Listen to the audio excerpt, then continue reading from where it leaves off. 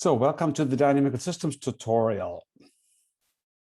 So let's just begin very, very generally. What's this term dynamics? Often when you use in daily life, people refer to something that varies in time as dynamic, just anything that's time varying. And in other contexts, we talk about the dynamics of something as the range in which it varies. For instance, like hi-fi systems would talk about the dynamic range, and there will be, what kind of volume they can generate. While what it actually really refers to is change that is caused in a particular way. So the Greek word dynamis is the word for force, and the idea is there will be some underlying force that generates this time course, and it's a very strong contraction, therefore, of time variation that can be explained by some underlying factor that is supposed to be simpler than all the possible time courses it can generate. And I'll introduce now into the basic core concepts of this mathematical language. It's a very important language. The language of dynamical systems is perhaps the most universal language. There are probably only really two big portions of mathematics that are penetrate every area that uses some kind of formalization, and that's dynamical systems on the one hand and statistical thinking or stochastics on the other hand. So I listed here some disciplines, but it ranges really very, very far. So it's worthwhile understanding these concepts, even if you're not someone who actually actively works with that. So just very, very elementary. So let's say you have a variable x, a single number x as a function of time. Let's say that's the position that you have relative to some starting point on, I don't know, on the sidewalk or somewhere. And it varies as a function of time. I've drawn here a linear time increase, like you're walking, along the road, and then your position changes, perhaps as a linear function of time. The rate of change of that variable is essentially the slope of the time course. You can compute it by taking a little increment in time dt, a little increment in x dx, and determine the ratio. And when these increments are very small, that's the rate of change. It would be the slope of this curve, right? So here the slope is a constant. That's the velocity, right? The rate of change of position is the velocity.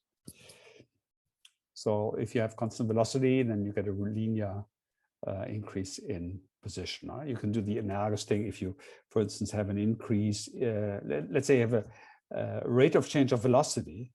You all know what that is, acceleration, right? And that will mean your velocity changes linearly. And now some of you can try to guess what your position will do.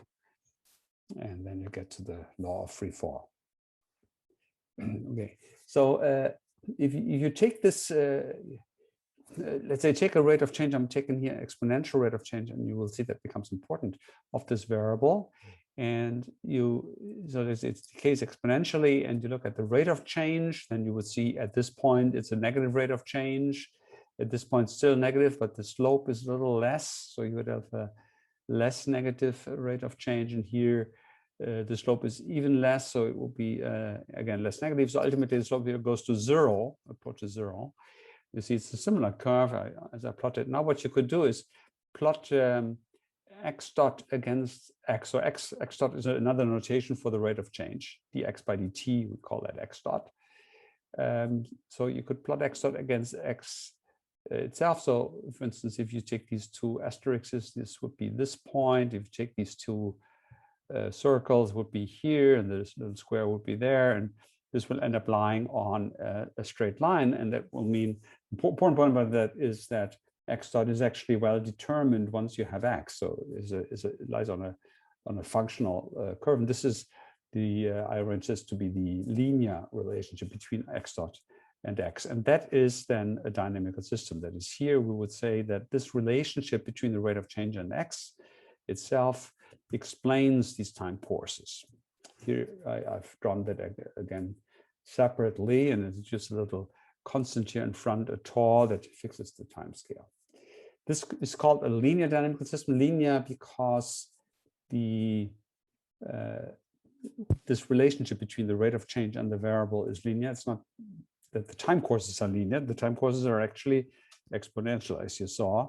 So these time courses here, that's not a linear dynamic system that generates that. That is actually a dynamic system where the right-hand side is a constant. So here it's actually really truly linear. It even goes through zero as a truly linear system would when x is 0.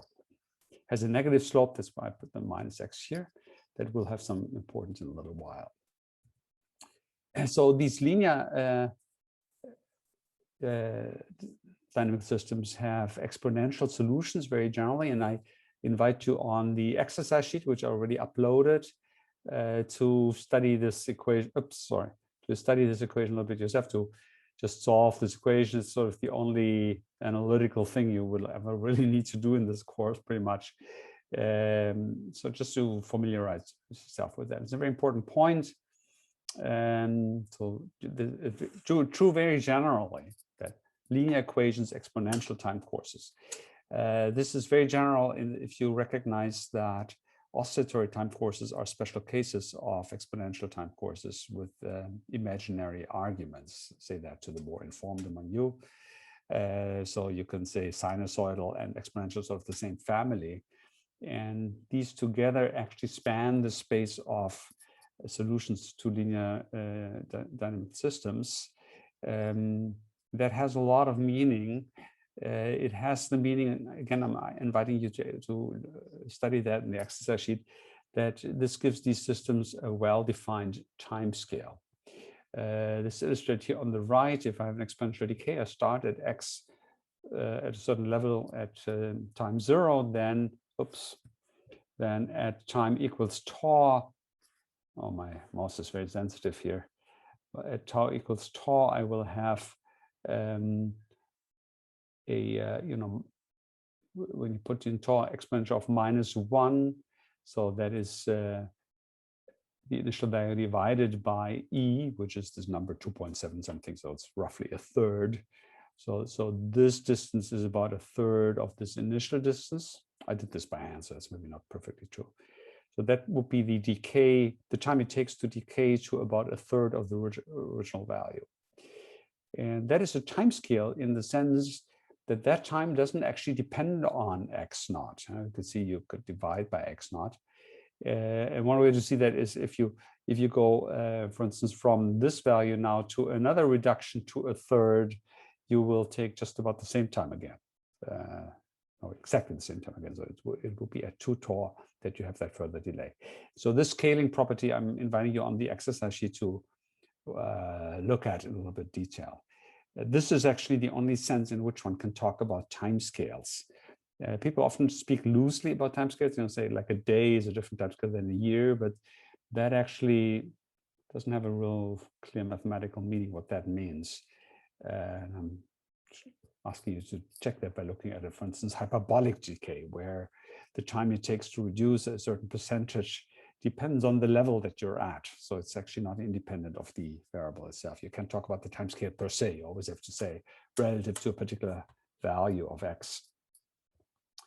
So we often take that for granted, and you will see later that we're reasonable about that, because very often the dynamics of complex systems can be described as approximately linear near attractor solutions, and that's where we observe them most of the time. We'll come to that. Good. So in general, a dynamical system doesn't have to be linear. Of course, it could be just any function. This is a function that you will see, we'll encounter later. We'll call this a force let, because it's almost everywhere 0, except in some region. It still has a part that we could linearize, but in general, it's no longer a linear function. That is, you cannot actually approximate it well by just writing down one straight line.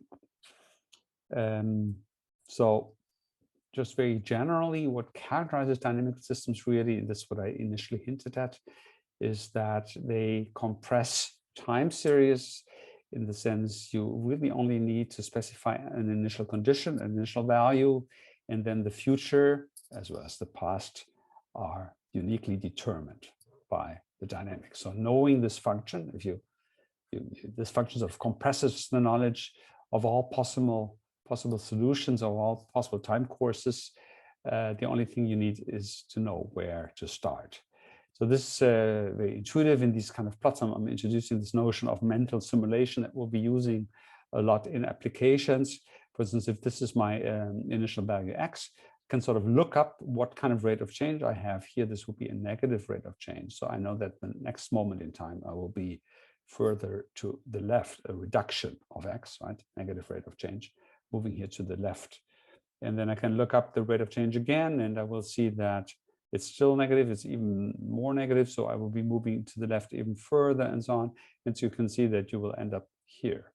I'll come to that in a moment. So this idea that the present determines the future, that is sort of the important idea.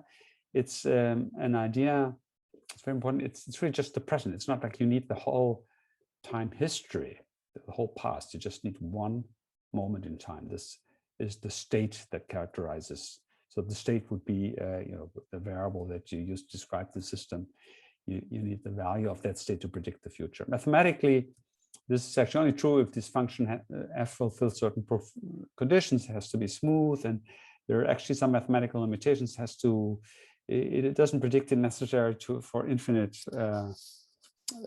amounts of time. It's a sort of a local picture. I will gloss over these mathematical details. There's good literature. I'll refer to that in a little while that explains that to you. So in practice, we will not really be bothered with the complications the mathematical literature is sensitive to. For instance, when you have singularities, that the rate of change could go to infinity and these sort of things. That's not something that we'll be worried about. So that's sort of the defining feature.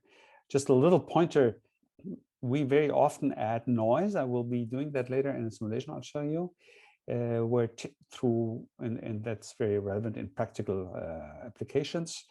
Mathematically, you're entering a totally different domain than in the theory of stochastic processes and so-called stochastic differential equations, which are mathematically actually quite advanced concepts. And when you go to this domain of stochastic descriptions, the analogous concept to the dynamic system, the present determining the future, is the Markov property.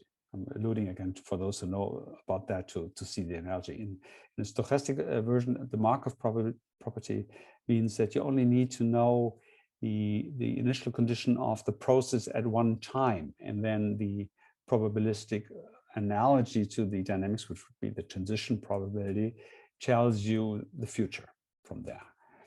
So that's the way actually the only way to make sense of dynamics, to combine dynamics and stochastics, a fascinating topic that I am not lecturing about, unfortunately. So some terms, just so that you're familiar with that. So these variables that determine the future are called state space in almost all disciplines, comes from physics. Physicists sometimes call this phase space, which is a bit confusing. I avoid that jargon, because phase has many other meanings. And so we often talk about this function as the dynamics of the variable. That's a loose jargon. There's some mathematicians, I think, don't even do that so much, but it's somehow a lot of engineers and physicists talk like that. And I also talk like that. So when I tell you to plot the dynamics, I always mean plot this function. That is the right-hand side of the equation, the rate of change of x as a function of x. Mathematically speaking, it's a vector field. You'll see that toward the end of today, why that term makes sense. And then a solution of the dynamical system, which we sometimes also loosely call trajectory. That's a time course of this variable x that fulfills the equation. That is, the rate of change of that time course is equal to the function, the dynamic function. And it is fulfills an initial condition here. This x naught, this sub-index, is equal to the initial condition at some initial time. I took 0 to be the initial time here in this notation. So that's the solution, right? And we call these sometimes trajectories, although that's a more general term. Trajectory is just any time course of a variable. And here we talk about the trajectory as the solution of the differential equation of the dynamical system.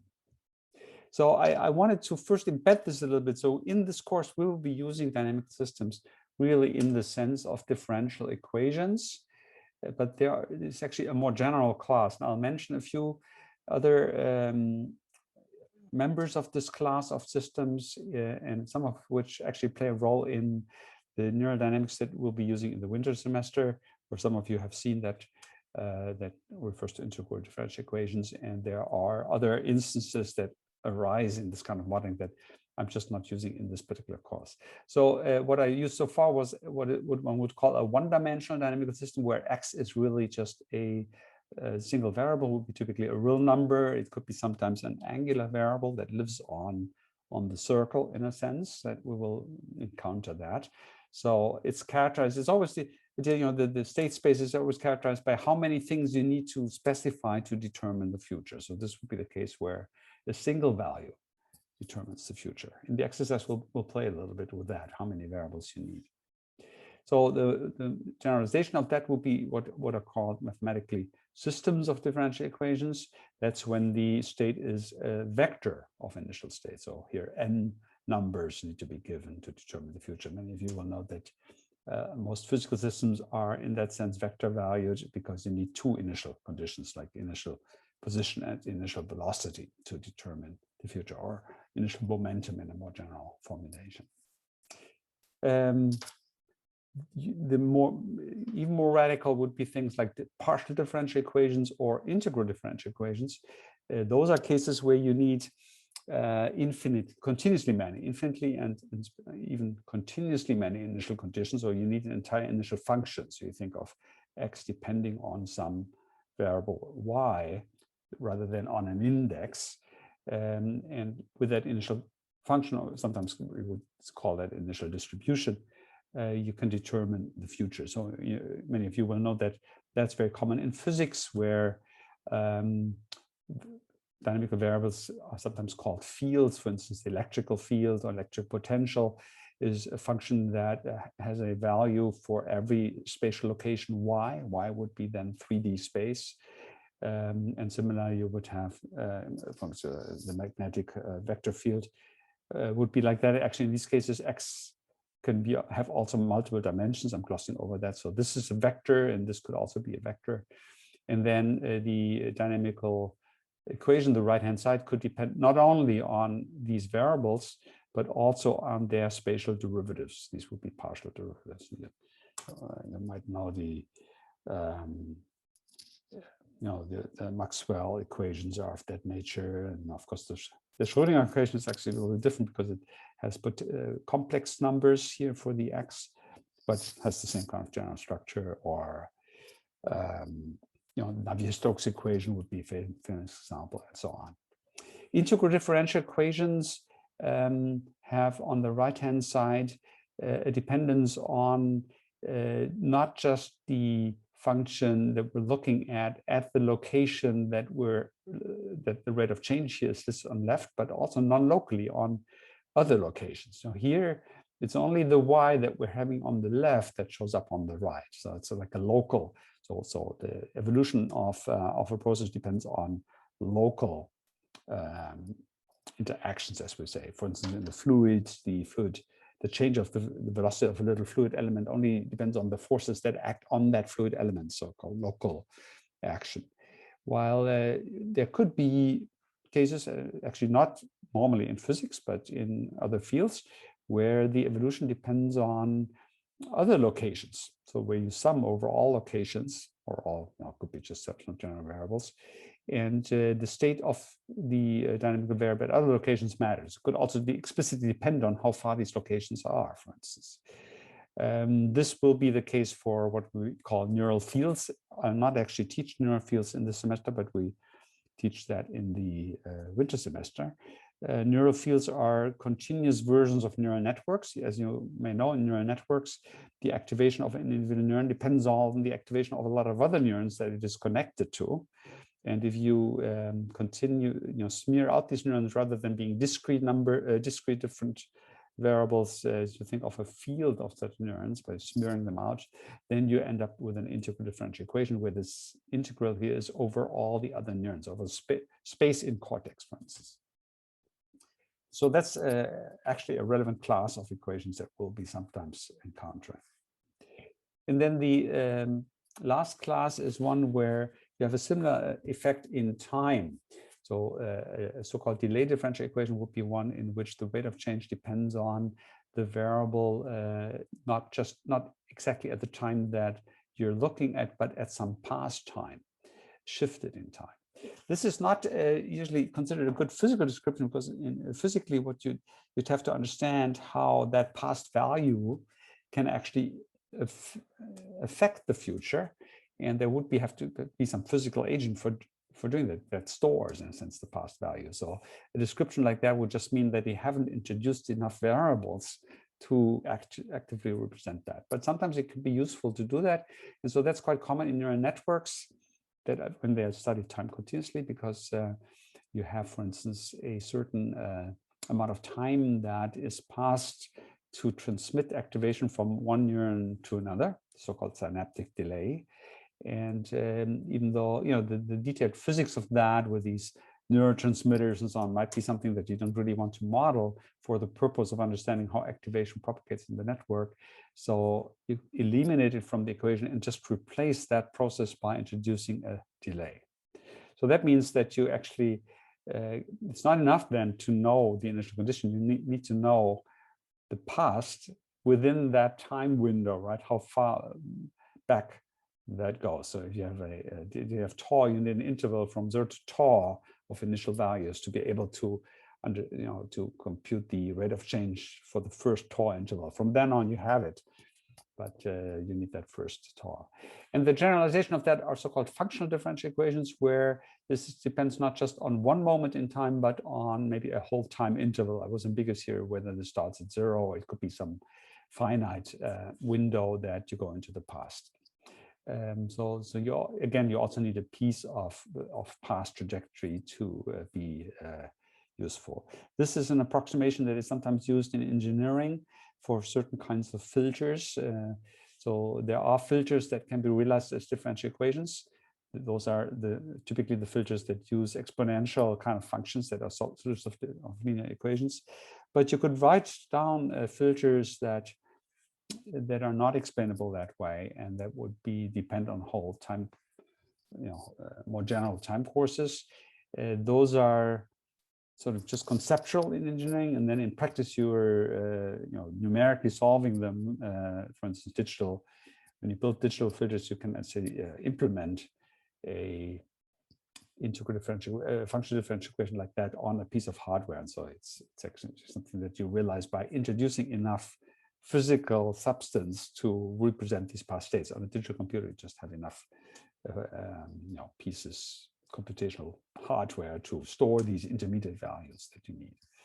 So again, in this some sense, we'll not really use that, but it does show up in some of the more neural models that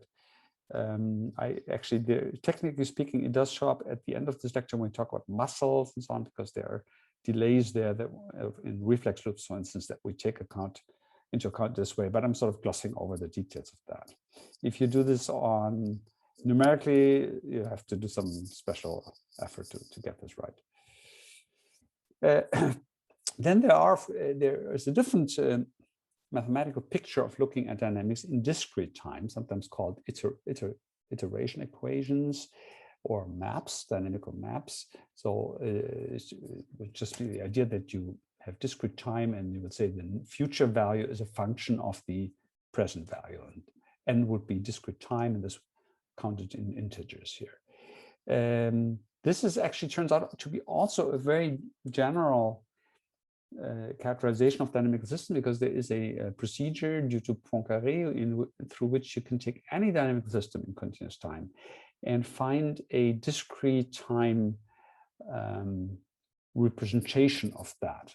It's unique in some sense. It's a bit subtle. It's unique in the sense that the solutions are one-to-one. That you can say there is a discrete time dynamical systems that, in a sense, where every solution of the continuous dynamics has a partner in discrete time, and that is used for a lot of mathematics, or for proving things about differential equations.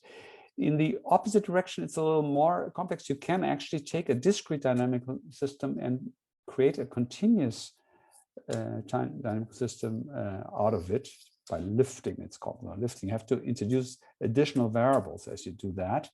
But that is not there's no unique solution. That is, there can be differences introduced by that. I don't want to go into this detail of the math.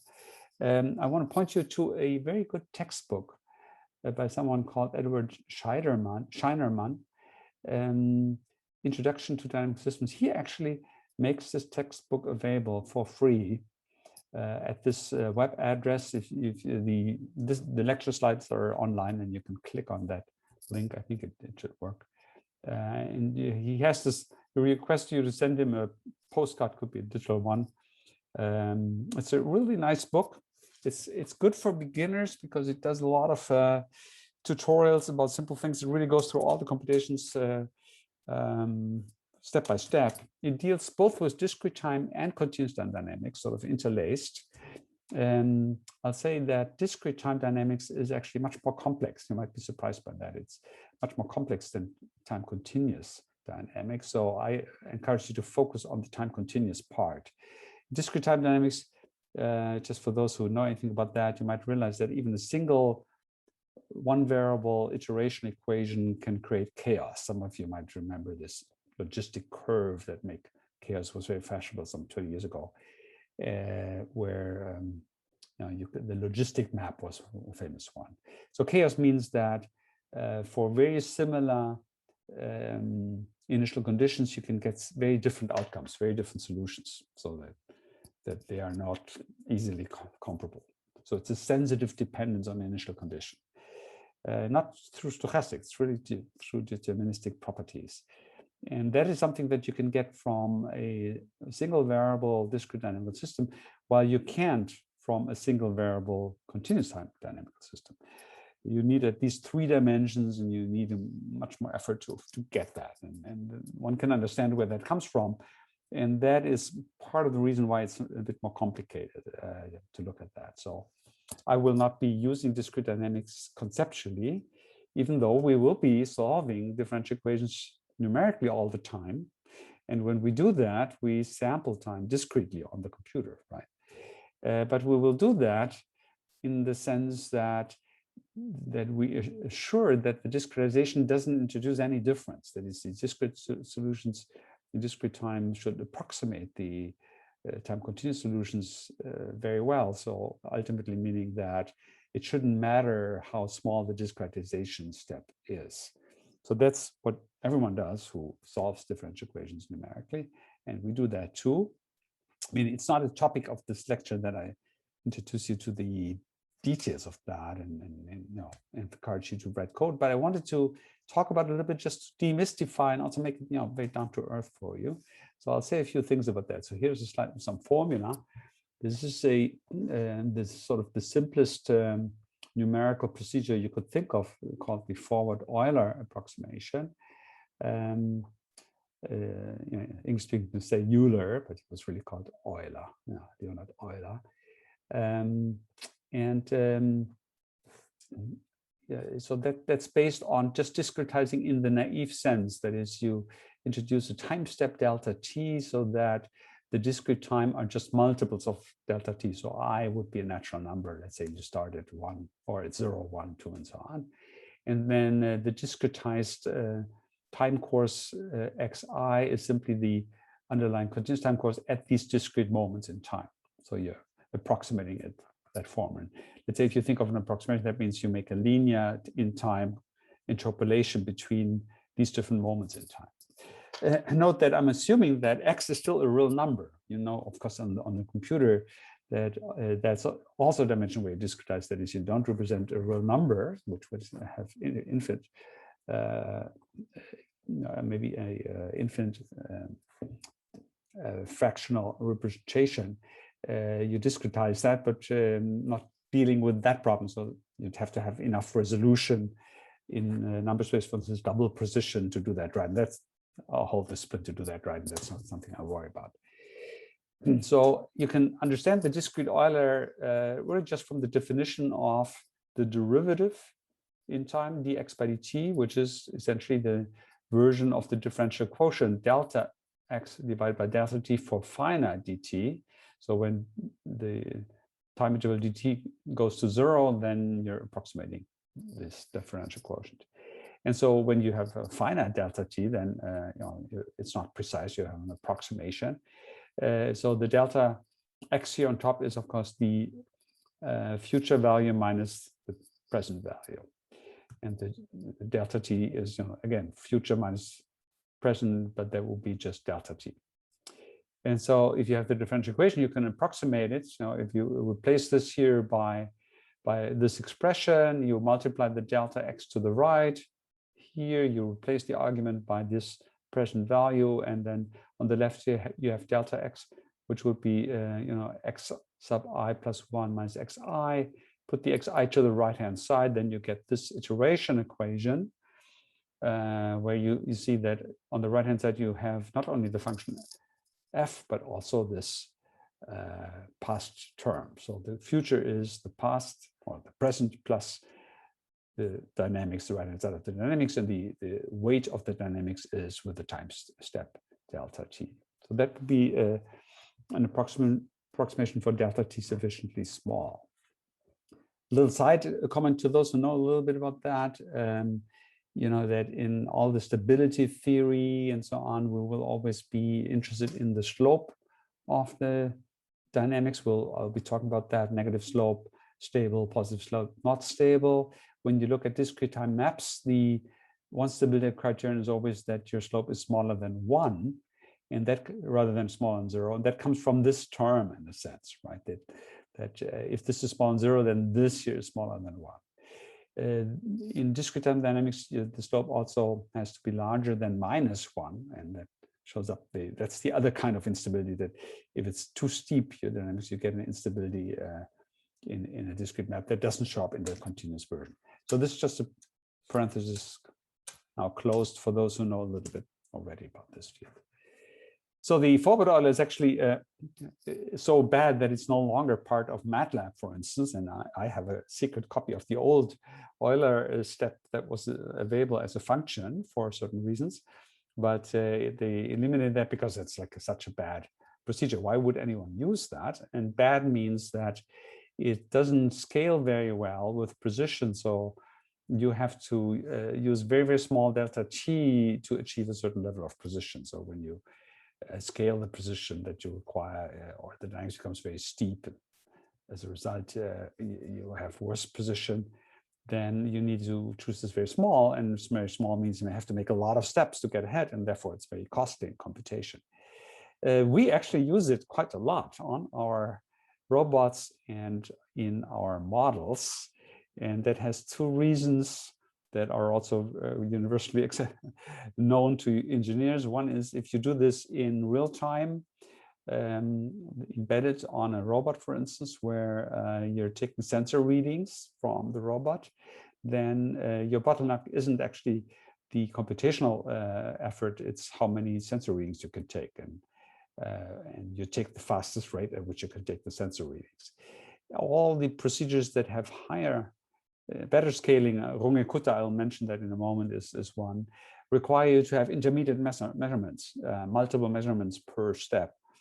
And that's not something that actually is reasonable in a lot of applications. The other reason is that actually when you add noise into this stochastically, then it is easy to do that for the forward Euler, but for all others, it's actually can be a little bit complicated. It's not impossible, but complicated in the sense you have a lot more terms on the right-hand side. And these terms also cost computation to compute all these terms. And so there's some trade-off where it's actually worth doing that. This is often done incorrectly by a lot of modelers, which really means that the stochastics they simulate doesn't depend on the time step. It's not actually the mathematically correct characterization of noise. So I wanted to, so here I just mentioned that the modern techniques are much more elaborate. For instance, the Runge-Kutta, this is a typo, should be Kutta, is a very common one. The fourth order, for instance, very common one. That means that the error scales with delta t to the power of 4. So if delta t is a small number, it really scales much, much better. And then actually most implementations have adaptive step size. That is, these numerical procedures try out different step sizes and look at what difference it makes, and then choose the largest step size given a certain amount of error that you tolerate. This is what you sort of do by hand when you want to see if your numerical approximation is right. You sort of see when does the result no longer depend on step size, and that's small enough. And I'll give you a little demo in a moment. So in numerical packages, for instance, MATLAB, these are all available these days. So it used to be that you have to program them yourself. That's long past. I actually wanted to show you that in a little simulation in MATLAB. I have to load that here. And this is not so much important. I actually think the script is potentially very small, so maybe I should make it a little larger so you can read this. Just a second. Here, where's the font? I have to go to fonts for the editor. Maybe make this, I don't know, 18. Is that enough? Let's see. Yeah, maybe that's good. So it's just a very small piece of code. Happy to share that. So that implements this equation. You see here the variable as a function of the time step is equal to the variable as a function of the previous time step. Is the index I time step, previous time step, plus time step, that will be delta t times the right-hand side of the equation. And then actually here is the funny thing with the noise. I'll come to that in a moment. I'm using something here. I just suggest that when you write code for numerics, don't use letters as they sometimes do in tutorial programs. Use words. Time step is a whole word. Time final, t final is a word, so on. Because in the end, when you have a complicated numerical equation to solve, you will have to have typed the equation correctly into the computer. It's like I in the past once did simulations in physics where the formulas were like a whole book that somebody typed in. So you have a single typo in there, it's impossible to find, and the equation that you simulate is not the equation you think you're simulating. If you type in a whole names for the variables, it's very unlikely that a typo leads to an alternative variable that you also have, like x instead of y, and then you will be alerted to the fact that the variable doesn't exist, and so it's much more reliable for debugging.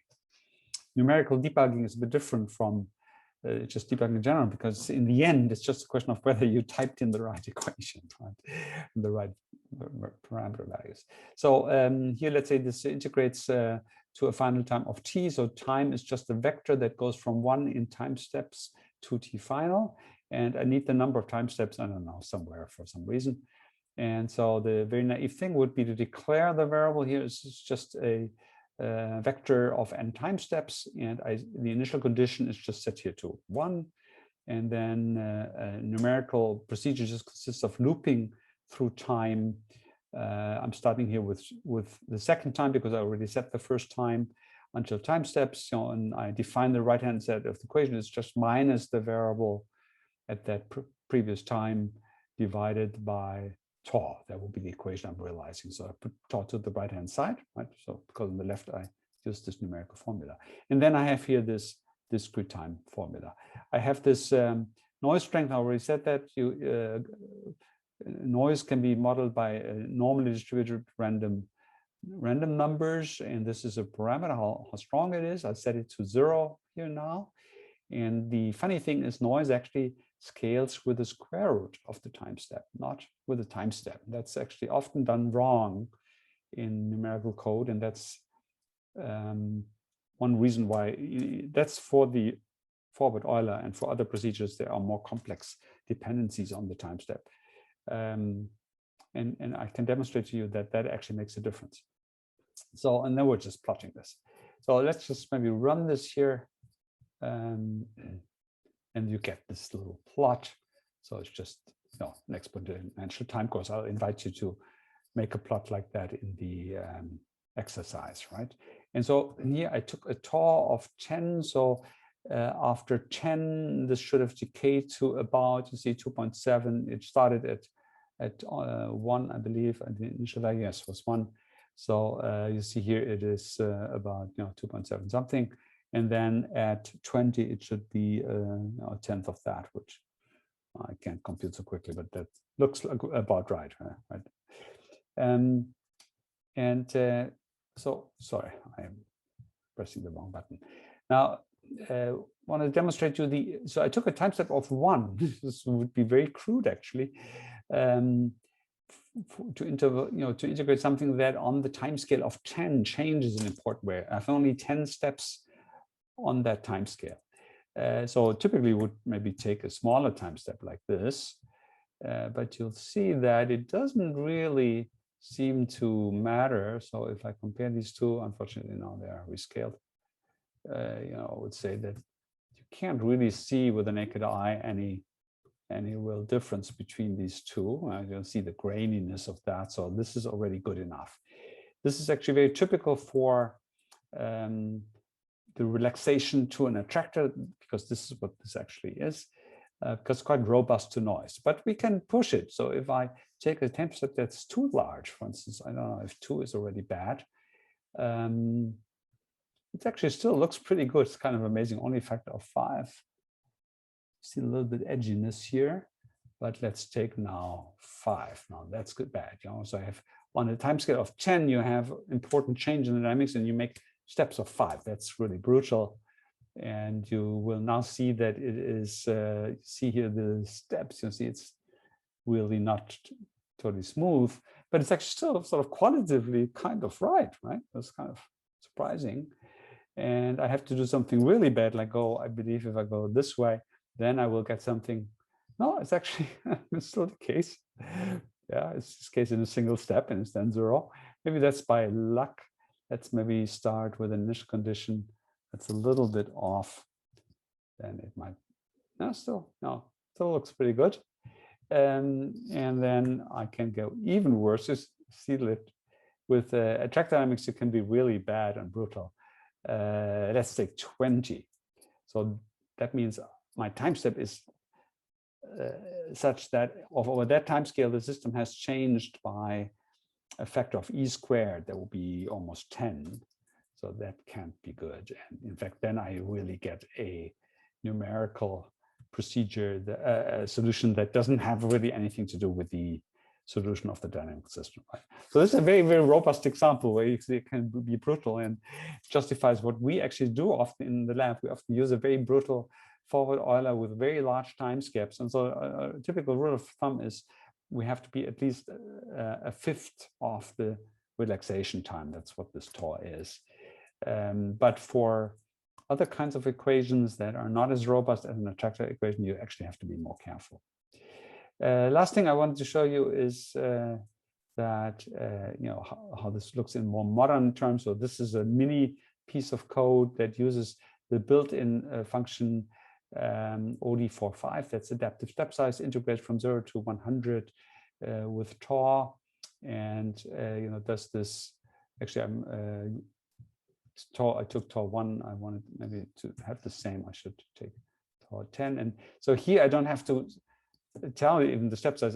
There's some default error setting, so I can take any time I can make it, for instance, 0.01, which would be very, very fast and would usually need a lot of time steps, and it does this perfectly. Actually, we can't really tell because it's so fast that we can't even tell, but it's certainly not worried about that. So it certainly means if you really need to do numerics, you use these built-in functions.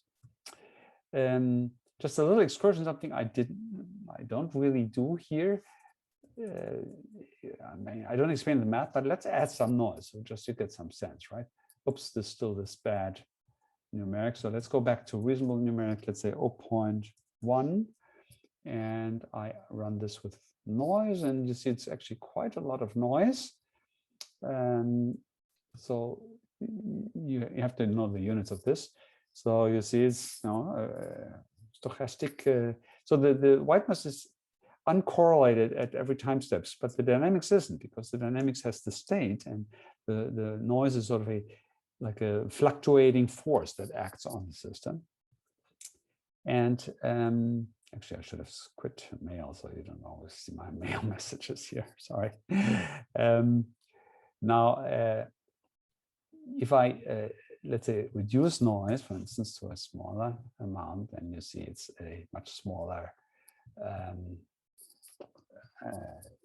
noisiness. You see very characteristically that the noise is not so noticeable here in this initial relaxation when the dynamics is quite steep. That really comes from the fact that the deterministic part of the dynamics is quite large. You know, the slope is the x dot, the rate of change is not zero. While here at the end, the slope is very small. The x dot is approximately zero, and then the noise term is the largest term in the equation. And that's why the noise shows up more in the fluctuation around the final state. And you see there is actually some actual fluctuation around this stable state. I haven't explained stability yet, but I'll come to that. Now, I want to demonstrate that this is stable under numeric. So if I have 10 times the time step, I get less resolution, but I think it's sort of plausible to you that that these two have approximately the same kind of noise fluctuations, right? Sort of the same level, even though the sampling is different, right? And that's really because we did this right with the square root. For instance, if I don't do that, I take the square root away and I simulate that, then I get this here for the large time scale. And if I now make the time step smaller, I get quite a different level of noise. The noise actually here is smaller. I think that's kind of plausible. Let's see, compared to the just previous one. Now, there's more noise here than there. Like if I make it even clearer, let's say I put this, then you will see there's hardly any noise left. It takes a little moment to compute because there's so many time steps.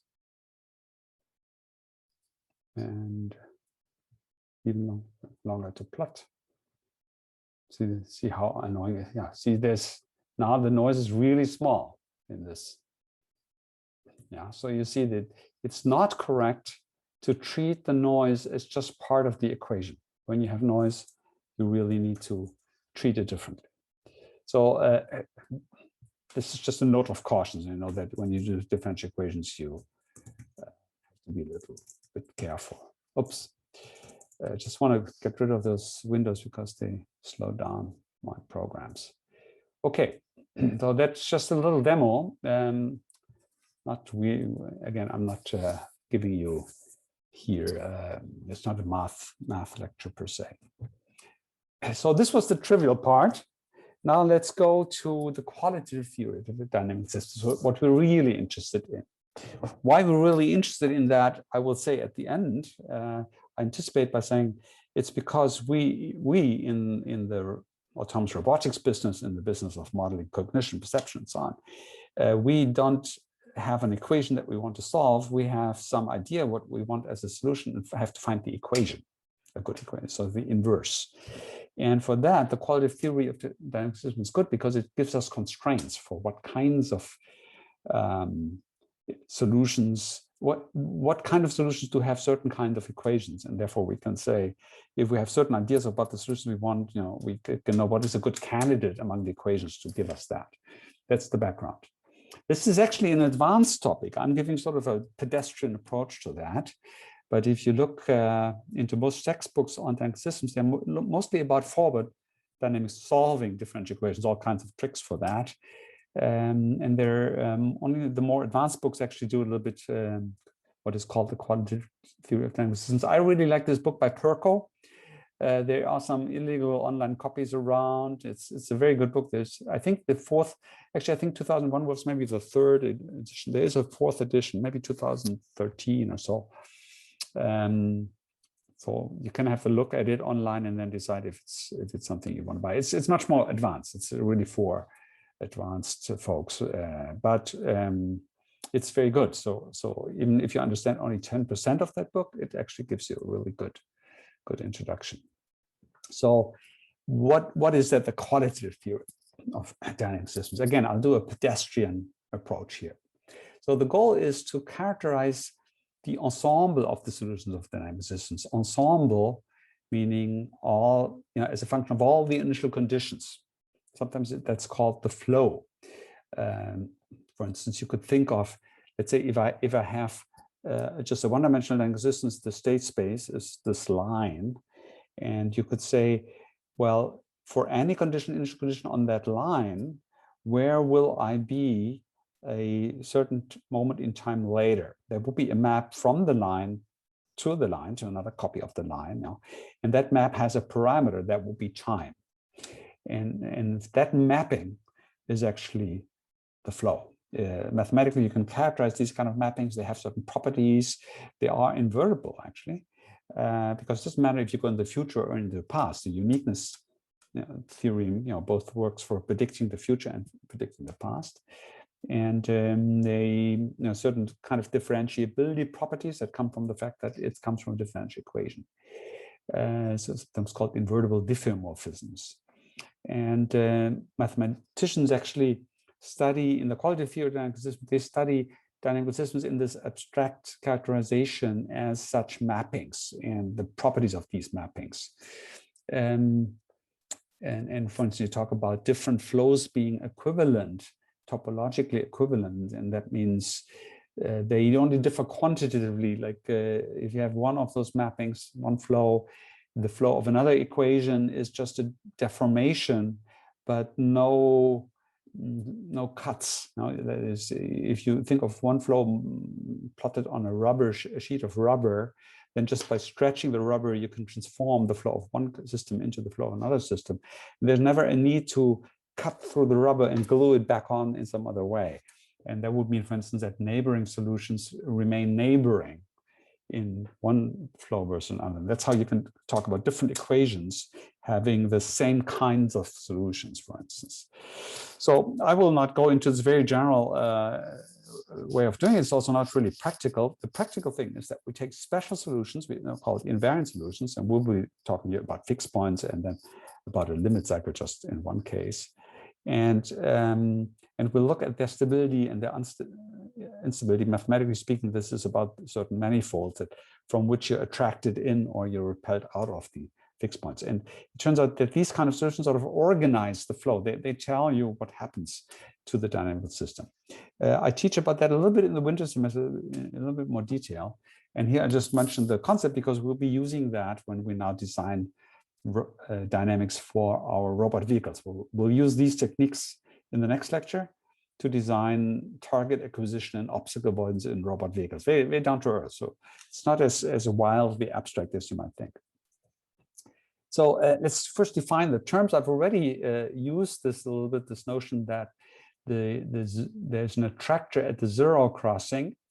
And so let's formalize that for a nonlinear system. So here this red line is the nonlinear system we talked about, and the intersection of the dynamics with the x-axis is a fixed point.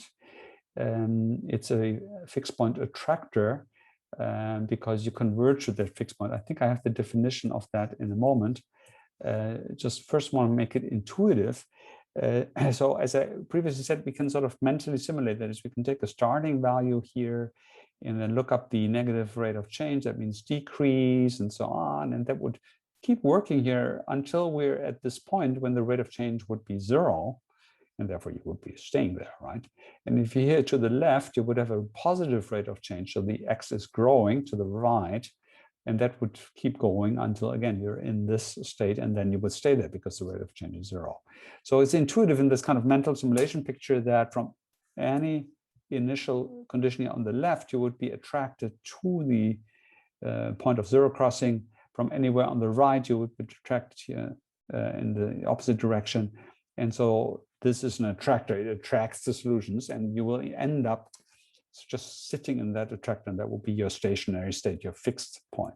So mathematically speaking, the fixed point is just a constant solution to the dynamic system, constant in time. So you could say, it's the solution of x dot equals 0. So if you find a zero crossing x naught of the function, where that is 0, then that is a solution of the differential equation, namely the solution that has that property that its rate of change is 0. Right? So the fixed point is a special solution, a time constant solution of the dynamical system. Now it's attractive, mathematically speaking, it's attractive when solutions of the dynamical systems that start nearby converge in time to the fixed point. I'm using these terms, but some of you will know that there is an exact mathematical meaning to what nearby means, an epsilon delta type of criterion. You need to know what convergence means, time to infinity, the distance goes to 0. So this is just sort of a simple method, daily life language use of what is exact. And any of you who took analysis would be able to write this down with an epsilon delta criterion, for instance. This is what mathematicians actually call asymptotic stability, because it's different from just plain stability, and I'll mention that in a moment. This is a bit of a point of confusion because engineers and physicists always just talk about stability, and we mean this, while mathematicians actually distinguish between that, and actually in classical physics it also plays a role. I'll come to that. So I'm also one of those. So I often say something is stable, but I mean asymptotically stable, namely really attracting, converging from neighboring conditions, attracting. And nearby again is local. There's some environment, and inside that environment of the fixed point, you're attracted. And we can't really say how large it is. It's just it could be infinitesimal, very, very small environment. But in practice, we will have some sense of how large it is. But it's not so easy to compute in more complex systems. So stability is really, it just means that when you are nearby the state, a fixed point is stable when you start nearby, then you stay nearby, meaning that you don't diverge. You stay nearby, and again, it means there's a bound. For any distance, there's a bound, so that starting at that distance, you stay within that bound, a finite bound. And that's important because when a fixed point is unstable, it means it's not stable in this more general sense. It doesn't mean it's not asymptotically stable, it doesn't converge. It means it doesn't stay close. In other words, it goes far away. That means there are nearby solutions for which there is no bound, where you go arbitrarily far. And you can actually always find a solution that goes beyond any given bound, can go closer. And we'll encounter that. We'll encounter that in the form of repellers, which are repel solutions. And in fact, that's how we will model obstacles. Very intuitive, perhaps. Okay, so that's stable, unstable, and asymptotically stable. And the other important notion is linear approximation. So here the red line is a nonlinear dynamics. In the sense it's not a straight line. And where the fixed point is for the red line, I have drawn the asymptotic linear function. I've done this here by hand, so it's not perfect. So that will be the linear system that has the slope that the nonlinear, the red line, has at the fixed point. So here they should be parallel at the fixed point. And you can maybe intuitively see that there's no big difference between the red and the blue. So you could say that the red is like a little perturbation of the black. So I would say nonlinearity is a correction. You could say the difference between these two curves here, which is then 0 here right at the fixed point, that is a small number. And that's actually how nonlinearity is very often treated. For instance, physics, this is called perturbation theory, where you're correcting for the nonlinearities by having a Taylor series in small terms. Now, it's a very general principle behind that, because what you can actually say is that near an attractor, I anticipate that near an attractor, the system can be characterized by its linearization. In fact, that is in some sense rigorously true. It's called the Hartmann-Grobman theorem. Two Russians, I don't know how to pronounce them. They showed not only that the dynamics are topologically equivalent in the sense I just hinted at, that their solutions are just deformations of each other. In fact, they even showed that the convergence to the fixed point asymptotically is has the same time course as the linear equation, namely exponential, in this more general sense of sine, cosine, harmonic, and exponential all being the same. And that's really important to understand why we get these exponential solutions everywhere, because the notion would be that typically a very complex dynamical system, if it has a stable fixed point somewhere, then over a long time, you're going to be close to that because you're converging. And as you're converging to that, the nonlinearity doesn't really matter. And you could say the time course is really given by the linearity. So the linearization really captures the dynamics of the nonlinear system asymptotically close to the fixed point. You could say that's really why linearization works most of the time. And you have to have special conditions. And one of those is bifurcation, which we'll come to, for that to no longer work. And then there's some special systems like chaos and special cases. But the generic thing is that the linearization works. And so we call this a non-essential linearity because it's just small perturbation. So I already said that the slope, so how do I talk?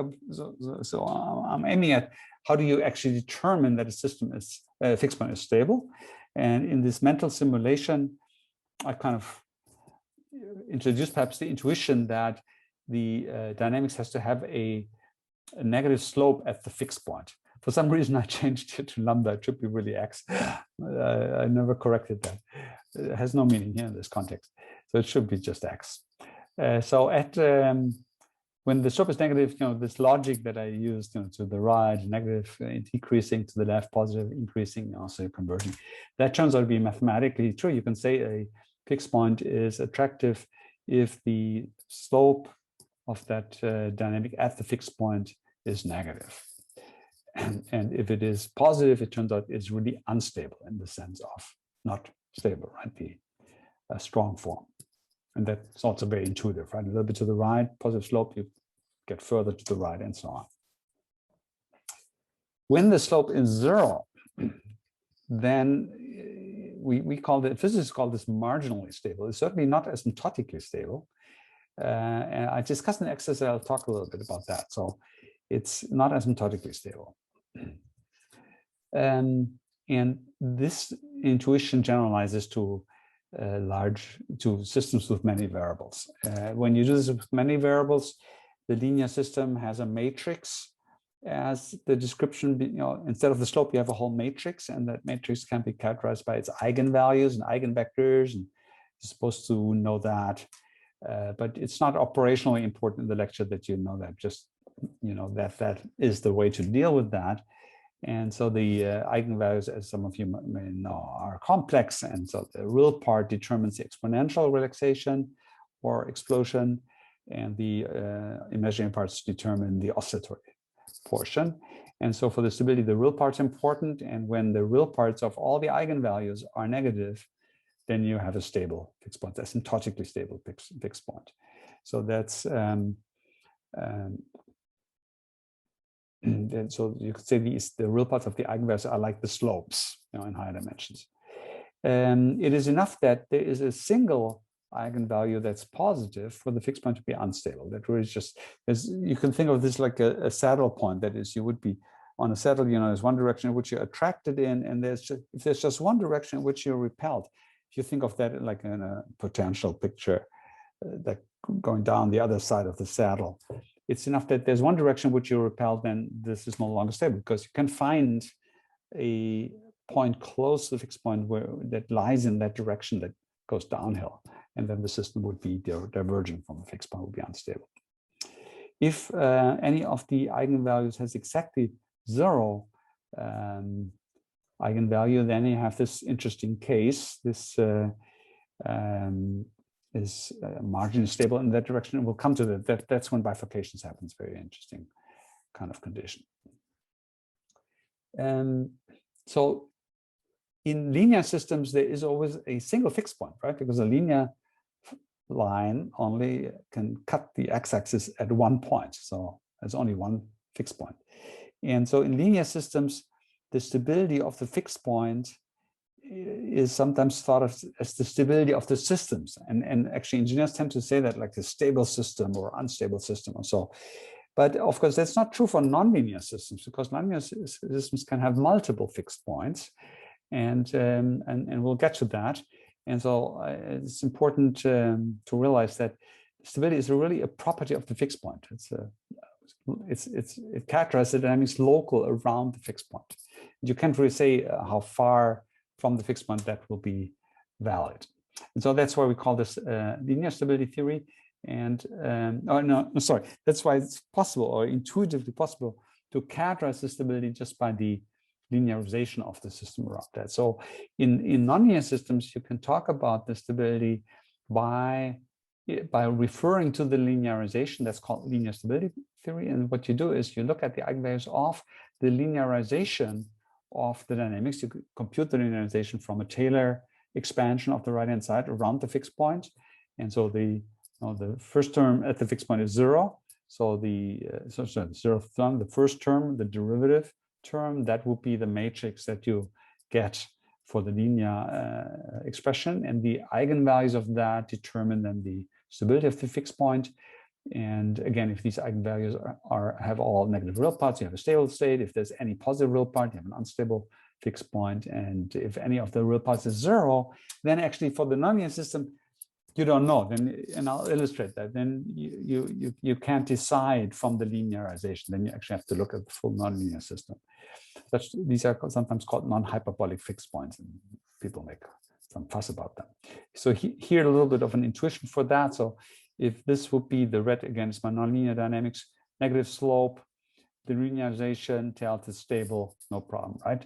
This is a positive slope, unstable, no issue. Here are the four possible examples of a zero slope fixed point. So again, drawn by hand. So the red line is supposed to be tangent here to the horizontal at the fixed point. And so that's always the same. So the black line is always horizontal. So the slope is 0, real part would be 0.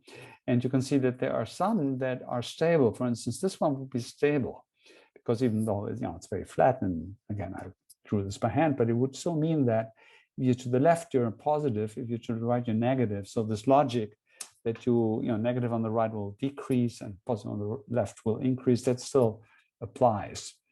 While this one would clearly be unstable, because if you're to the right, you'll get further to the right. If you're to the left, you get further to the left.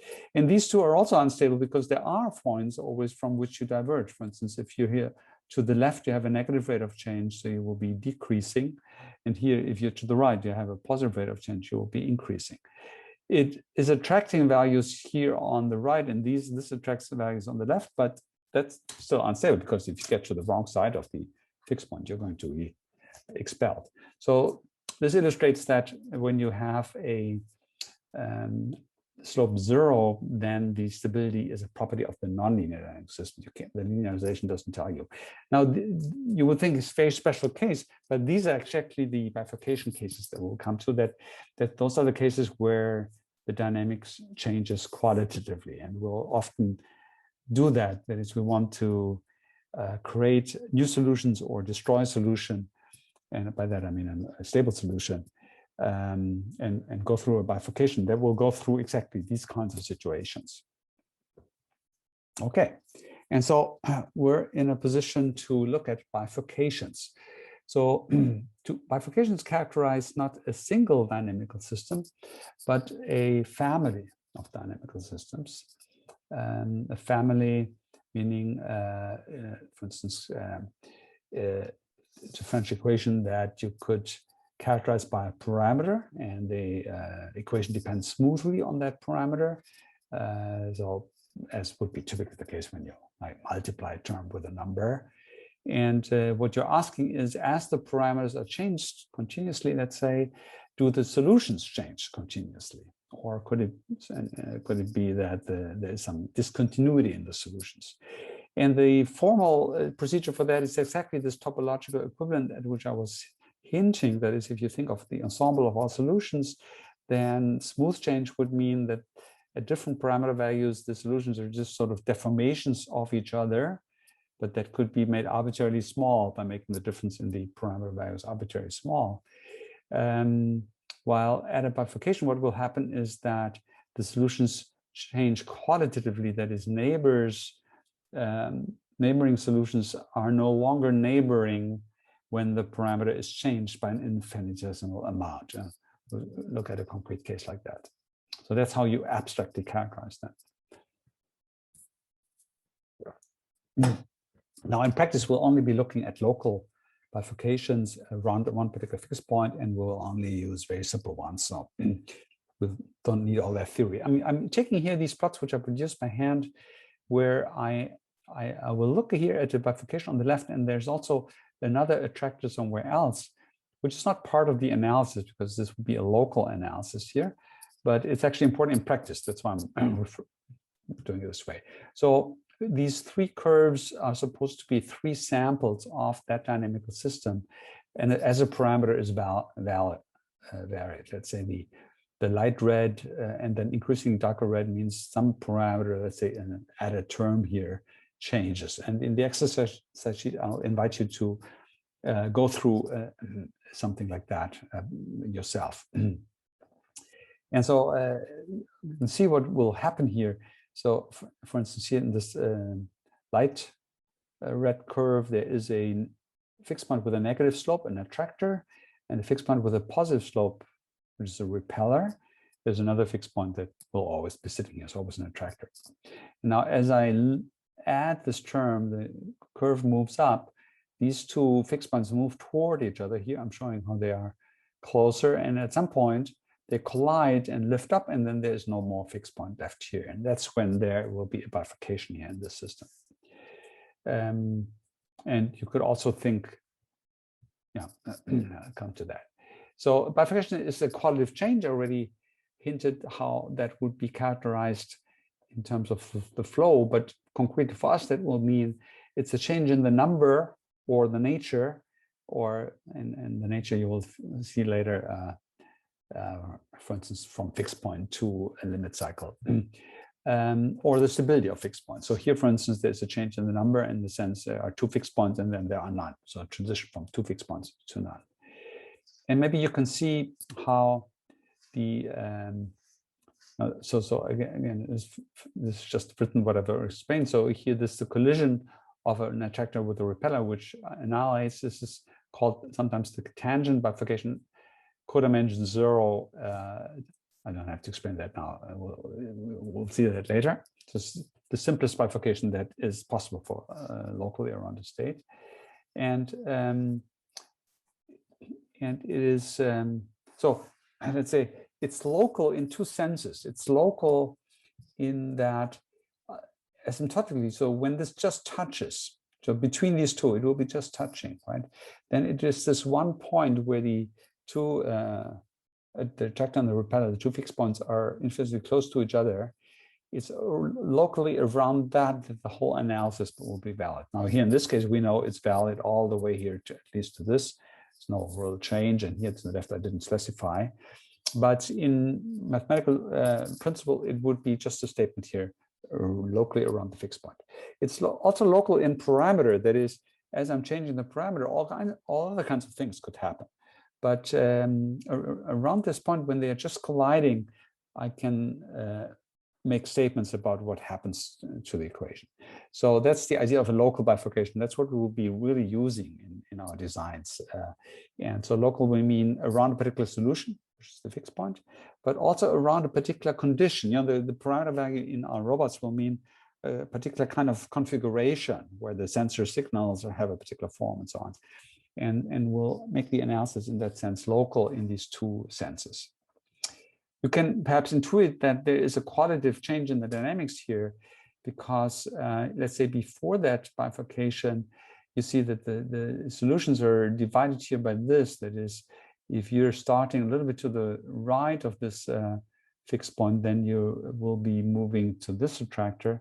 If you start a little bit to the left, you'll be moving to that attractor, right? So the phase space is sort of divided in that way. The flow has this division point, Well, if you've lifted it up, then that division point will no longer exist. That is now, there would be, from any initial conditions here on the left, you will always be converging there because the dynamics are always positive. So as you go from that to, the two fixed points, you can see there's a qualitative change, where previously everything went to this fixed point, that was your flow. And, slightly different values will be just a question of how quickly you move there. Then suddenly at the bifurcation, there is this division with two initial conditions that were neighbors are now having different futures, like the one goes here to the left and the other goes to the right, and that's a qualitative change. Yeah, and if you you could imagine that it doesn't matter whether I would just change the shading pattern here, right? It doesn't matter if I go here up or down. This is you can always think of all of the bifurcations of looking through at them. As the parameter changes in one direction or in the other direction. The practical consequences will be different, because if I go from this situation to the light red one, and I sit in this attractor, I will be switching to that attractor. As it's lost, I'm switching. If I'm going back and I'm sitting here in this attractor, I'm not switching. I'm just staying there, and there's no reason why my system would go from this attractor to that one, right? So the consequences can be different. Mathematically, it doesn't matter which way we go through that. So important insight is that the bifurcations, in fact, that require some theoretical thinking and proof, that bifurcations are instabilities. So that's not really trivial. It just means that the qualitative change that I hinted at only occurs when an attractor goes through an instability. And instability means it becomes unstable. In this sense, the real part of an eigenvalue goes to 0 or multiple ones.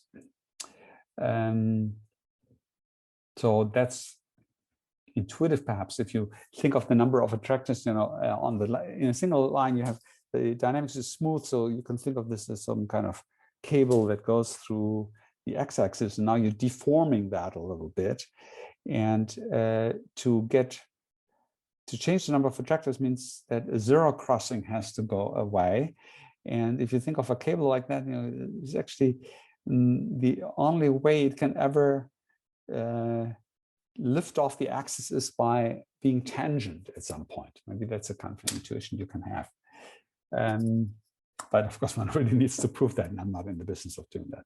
So that's an important insight, that the bifurcations are always accompanied by instability. So there's a one-to-one mapping between those. So here I'll take the 4 basic bifurcations that are mathematically well characterized. Those are actually the 4 bifurcations that happen when a single eigenvalue becomes positive. This is a theorem of Hopf, and there's some other conditions for that to be the case. Some so-called the so-called degeneracies that have to be excluded. There's technical conditions for that are complex. We are not in the business of proving things like that. If you look up these books, they will provide some proof.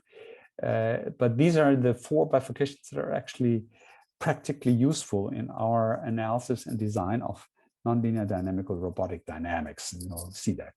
Actually, only 3 of those. One we rarely ever use. So the tangent bifurcation we use a lot. Here is its normal form. The new exercise sheet essentially asks you to reproduce this kind of analysis here.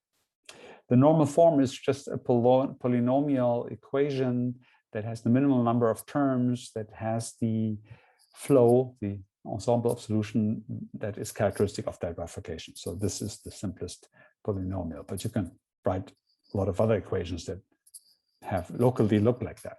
So it's a inverted parabola, right? Inverted parabola, and I'm just adding a constant. So if that constant is 0, the parabola is exactly tangent.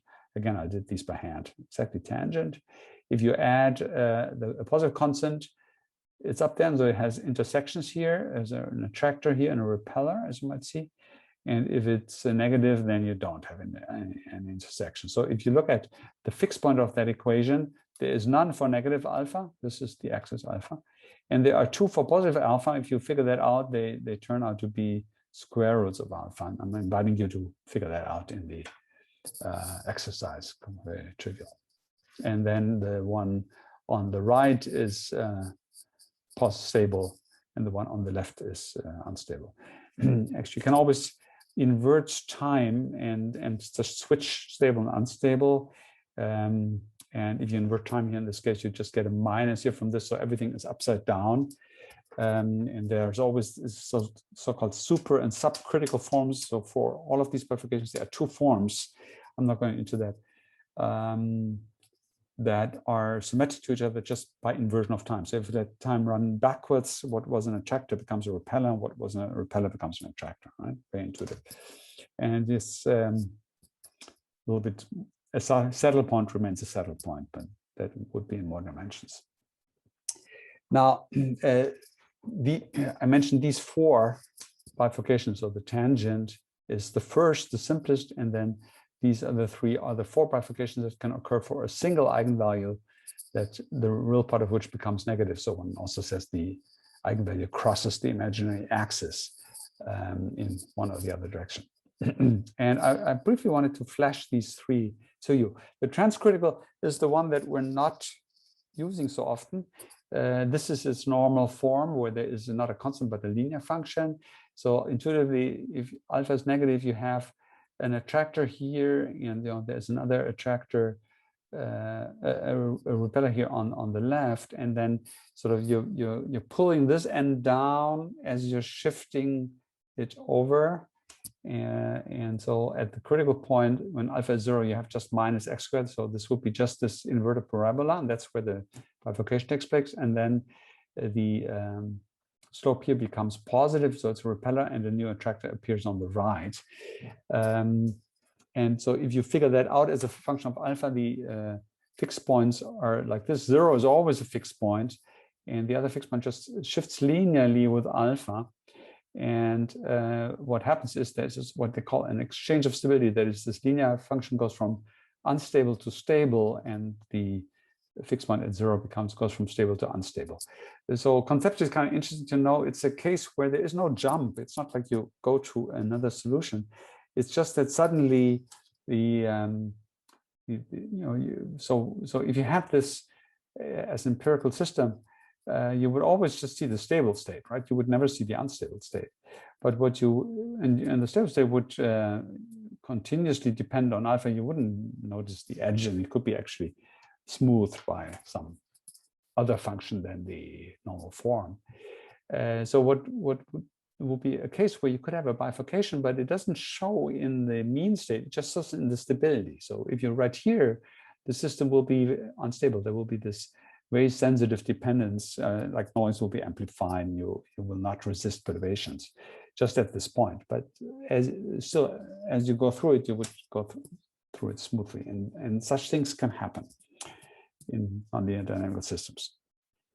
So we don't use it in our design because it isn't actually particularly useful. You don't want to just get instability. You want to get some qualitative change also of the state itself. We use the pitchfork. Pitchfork has this third order equation, so the linear and the third. This is done by hand. So the x to the third is a function sort of like this here. And if you add the linear part, you can either have a function like this if the linear part is a negative slope, or if the linear part has a positive slope, then it will dominate for small x. So you will have positive slope here, and then for larger x, the nonlinear part dominates. So it will have this form where there are two attractors here on the left and right, and a repeller in the middle. It's called pitchfork because if you plot the fixed point as a function of the slope here of the linear part, then you will have a stable state for negative alpha, and then two stable states for positive alpha, and an unstable one in the middle. So that would be like a pitchfork, like Heugabel in German, right? Pitchfork. And again, you can look at the inverse. If you exchange stable for unstable, that's also a possible form of this, which would be just when you insert the sign here, invert the sign here on the left. This is a bifurcation that we do use. It is characterized by a symmetry. You could, this is a dynamics where if you flip x to minus x, the equation remains invariant, right? If you put x to minus x, you get a minus here, you get a minus here, and a minus here. So the minuses cancel, you get the same equation. And you can see if you flip this around the vertical axis, you get the same dynamics. And that is actually something that sometimes happens, that you have a symmetrical situation. And under those conditions, this is the simplest form to get the bifurcation. You see, in a way, it's three solutions that meet up here, that collide at the same time. And for, when two people meet, there's nothing special, they just have to meet. If for three people to meet, there's some special symmetry, because the generic thing would two first meet and the third then joins, right? And for the three to meet at the exact same time, let's say as the outer ones are moving in, they have to coordinate so that they really arrive at the exact same time. That's that added symmetry, that special condition. Then therefore this is called a codimension 1 bifurcation, where you have a special codimension, the condition of symmetry. And so this will be only valid when you have that symmetry. You will see in our robotic example that we actually do have cases where we need to take that into account. Yeah, the Hopf is interesting because it involves oscillation, and actually first need to, so we use it actually to generate oscillations.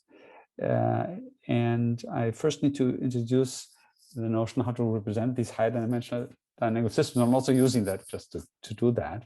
So if you have a two-dimensional dynamical system, that means you have two variables, x1, x2, and the equations could be written such that, the rate of change of x1 is a function of both x1 and x2, some function f1, and the equation for x2 also depends on both functions according to both variables according to some other function f2.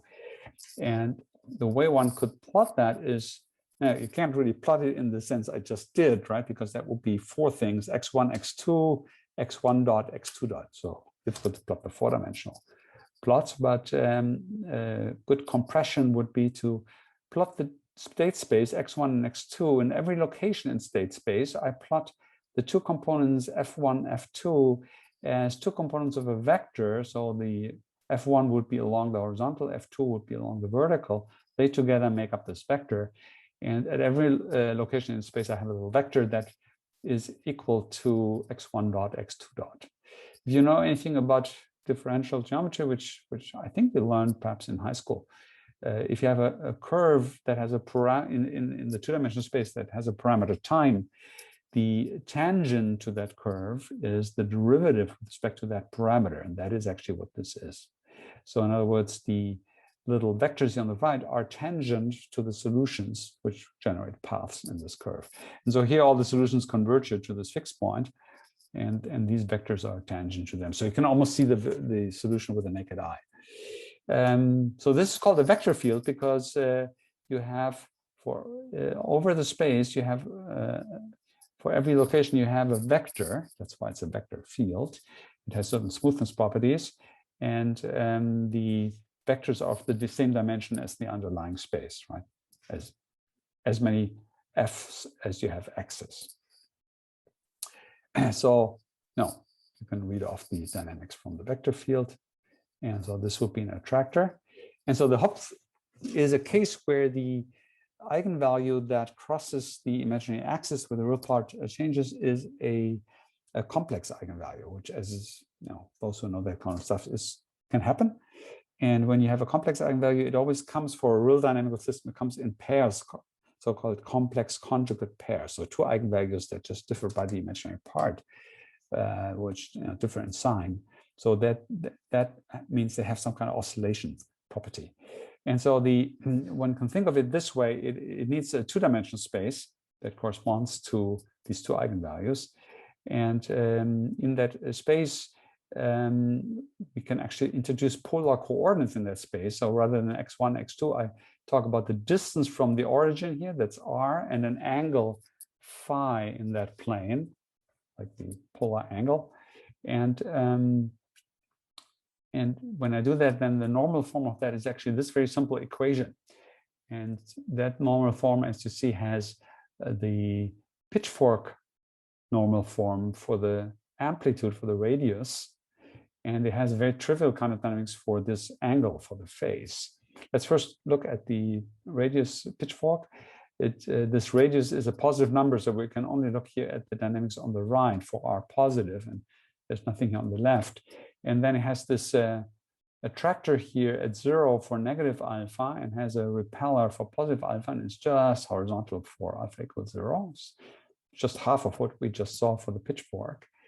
And the R has to be now viewed as the radial component, fixed point for the radial component relative to this equation, the phi equation. The phi has this second parameter omega here, phi dot equals omega. That's a very trivial equation. That means that the angle, the solution of that, phi dot equals a constant. At the very beginning, I had this, the rate of change is constant, then the variable is a linear function of time. So phi will be omega times t. So that phi dot is omega, right? So the angular variable would be a linear function of time, and the rate is omega. And a linear function in phase, so if you think of a polar coordinate system, linear function, that when you're rotating at a constant rate in this plane. So that's what an oscillation is, right? So in other words, this describes a rotation, and this describes the amplitude within that rotation where you're making the circle. So here for positive alpha, I've shown a few of these oscillations.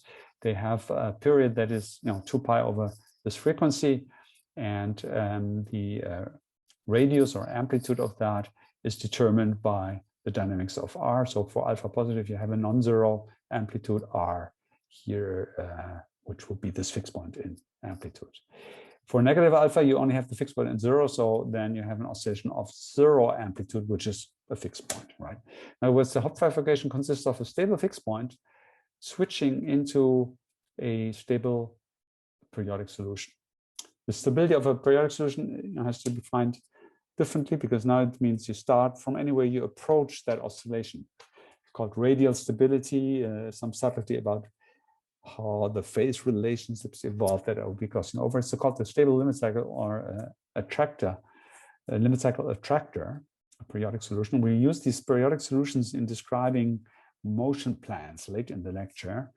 And in the middle of that, there is an unstable fixed point, which you don't bother.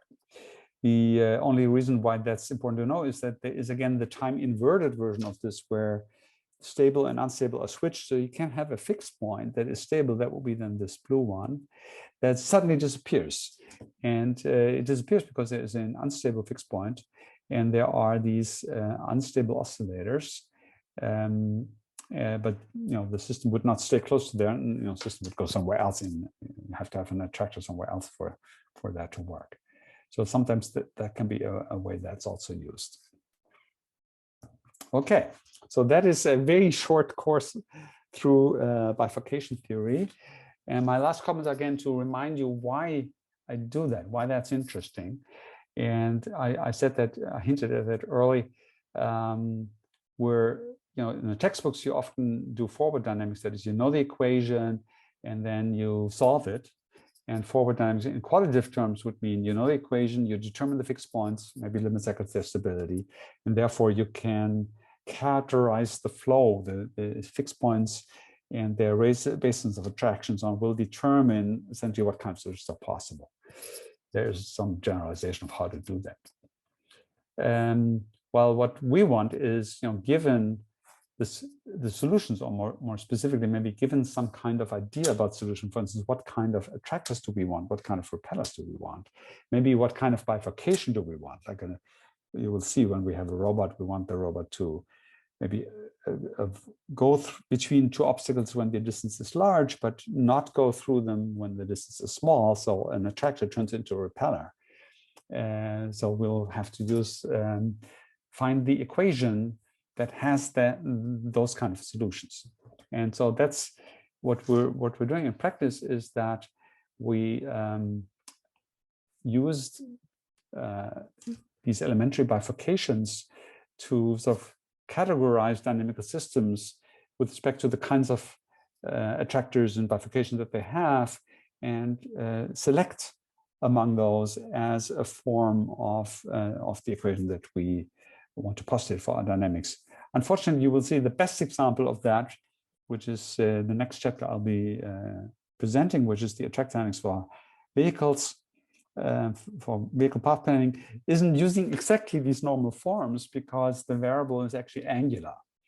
It's not real number x, and therefore these polynomials are no good. Angular variable, you need something like sinus and cosine functions, right? Something that is periodic. So we'll be using actually a slightly different form with sinus and cosine functions, and I'll present that to you. It's very down to earth. So that's a very practical way we do that. In neurodynamics, we do this again, also not using polynomials, because in neurodynamics, we have these sigmoids, which are not polynomial in form. And we're building around a system that was analyzed with these kind of concepts, of so-called Amari equations. Some of you might have seen this last semester, those who took that course. And we're using the different bifurcations and different states in that picture. So those who've taken this course already see perhaps how that is embedded in a more general design here. Okay, so that closes this dynamical systems tutorial.